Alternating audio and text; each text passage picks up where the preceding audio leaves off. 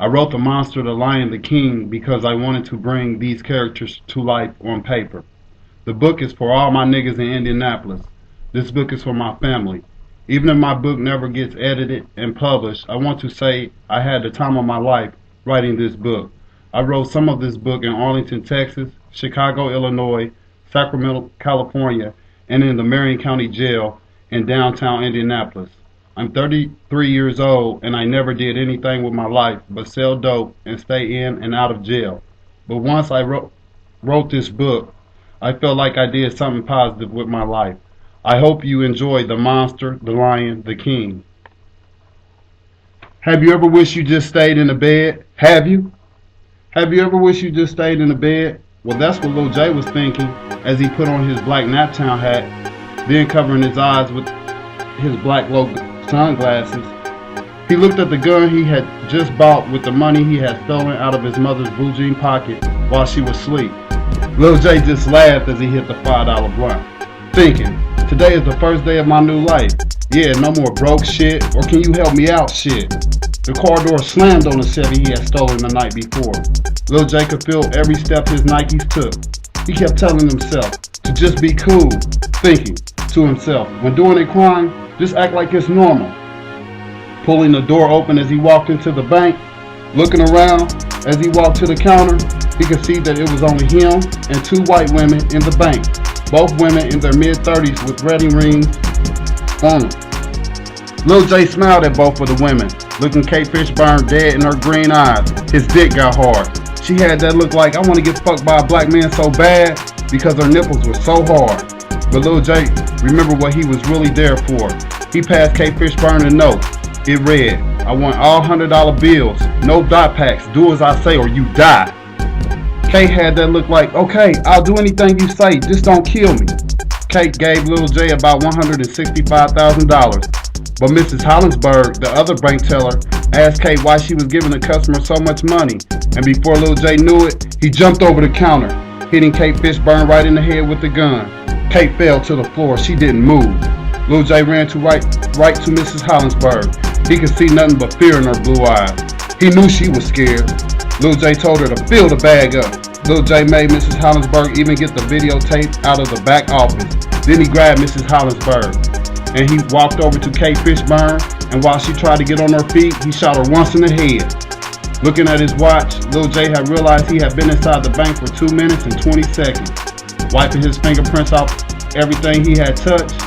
Looking back at Mrs. Hollinsburg, Lil J heard her say, please, no, I have a family. Lil J said, shut the fuck up, white bitch, you coming with me. And while they walked to the door, Lil J told her, if you run from me, I will chase you down and put bullets all in you. Mrs. Hollinsburg said, anything you want, just don't hurt me. So Lil J gave Mrs. Hollinsburg the car keys and told her to drive to the north side of Indianapolis. The garage door opened to a nice house on the north side of Indianapolis. As Mrs. Hollinsburg parked the car, Lil J told Mrs. Hollinsburg to go inside the house. The door closed behind her. Lil J was right behind her laughing.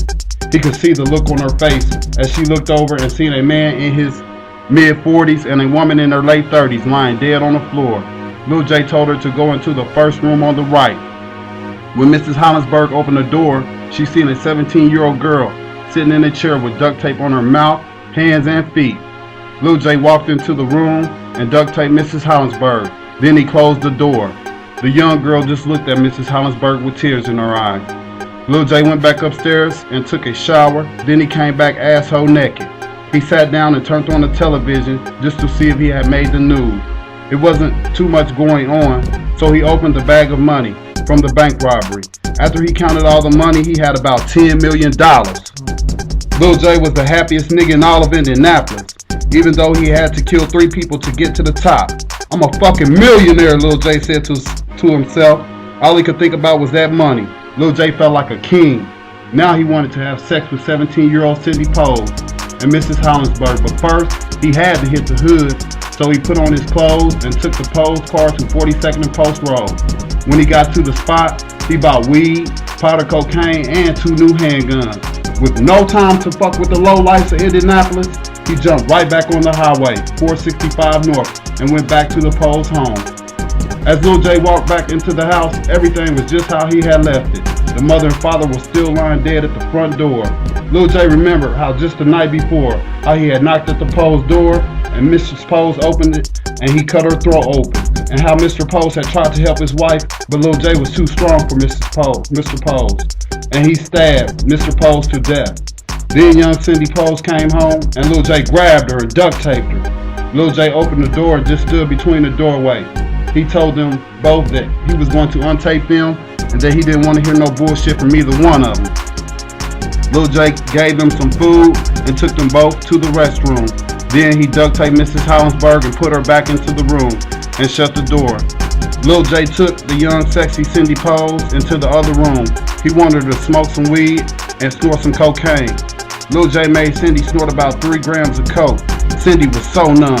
Lil J made her get butt-ass naked. He made her suck his dick for 2 hours. He could see the tears falling down her face. Lil J told her, "Bitch, suck all this dick." Lil J was so high off the weed, his toes began to curl. Then he grabbed Cindy Poe's head with both hands, and with all the power he had in his arms, he pulled her closer to his stomach. Cindy was on her knees with a lot of things on her mind, like how this black guy had came into her home, killing both of her mother and her father, taking away everything she ever loved. But at the same time, this monster made her feel so good. His big black dick, all 16 inches, was in her mouth, and his dickhead was at the bottom of her throat. Cindy thought about how only a week ago she was sucking her boyfriend Tony's little white dick, and she said to herself Tony's dick would never be this big even if he lived to be 100 years old. Before she knew it, her pussy was wet like never before. Lil J juices tasted so warm and good in Cindy's mouth. Lil J began to shake. Then he roared like a lion. He felt so alive. Lil J stood up looking down on young sexy Cindy Pose. Then in a fit of rage, Lil J grabbed her by the neck and began to choke her. Meanwhile, in the next room, Mrs. Hollinsburg was thinking her worst fears had come true. Her father had always told her bad things about black people. Little did she know that not all black people are bad, but deep down inside, she knew that this was one of those black guys her dad told her to stay away from. She began to cry. Lil J saw the life leave out of Cindy Poe's body. It took her a while to die because the coke had her so numb, but she was on her way to the next world. Lil J put on his clothes thinking he had to go out to the store. So Lil J walked out of the house, pulling the door shut. He thought how he had killed 4 people in one day, robbed a bank, and took a sexy white bank teller hostage. Pulling out of the Poe's driveway, he felt like a king. And the funny thing about it was, nobody knew where he was.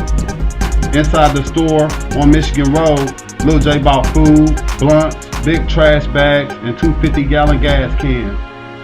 He bought $1,000 worth of fireworks. Walking up to the checkout line, he was just smiling. The cashier asked him why he was so happy. Lil J pulled $10,000 out of his pocket and showed it to her. The young black girl said, "I see why you so happy." She asked Lil J when was he going to take her out while she gave him his change. He just laughed at her. Walking out of the store, he seen a nigga that he had got into a fight with about a year ago in the club. Lil J couldn't believe that nigga didn't even see him. Lil J said to himself, this nigga just out and about with his girl like everything was cool. Lil J walked to the Poe's car and put everything he bought into the trunk.